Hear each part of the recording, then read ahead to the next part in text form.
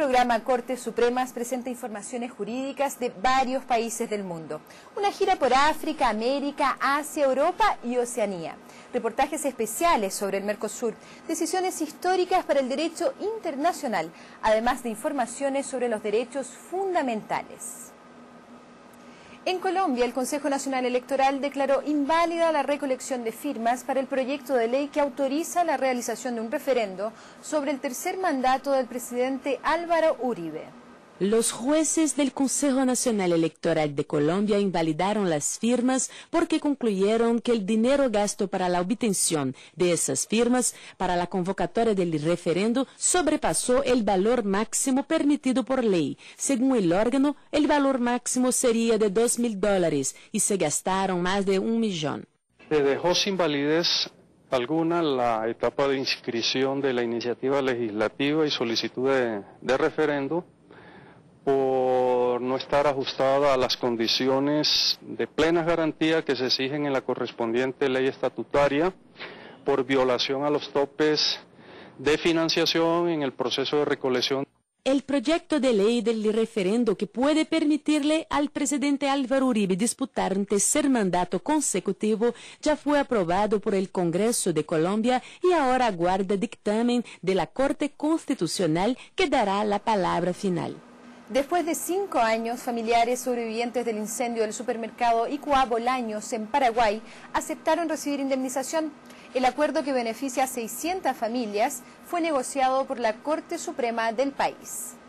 El acuerdo se firmó durante una reunión entre víctimas y familiares de las víctimas, los dueños del supermercado y el fiscal de la Corte Suprema, Edgar Sánchez.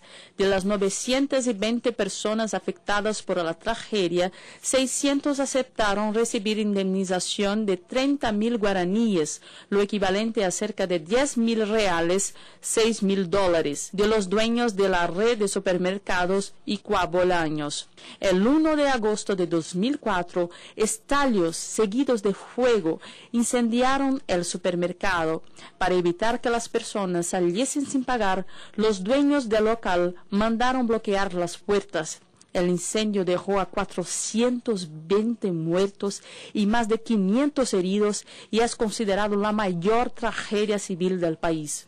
Los dueños del supermercado, Juan Pío Paiva y Víctor Daniel Paiva, fueron condenados a 12 y 10 años de cárcel, respectivamente, por homicidio doloso cuando hay intención de matar e intento de homicidio.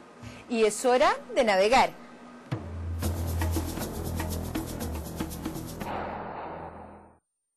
La Corte Constitucional de Rusia decidió ampliar la moratoria sobre la pena de muerte.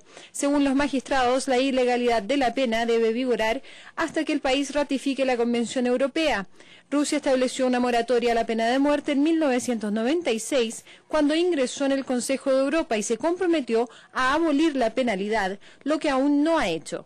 La revisión para suspender la moratoria a la pena capital partió del Tribunal Supremo del país, que cuestionó la posibilidad de retomar la aplicación de la pena de muerte a partir de enero de 2010. En instantes, expresidente de Bolivia será juzgado por genocidio en Estados Unidos.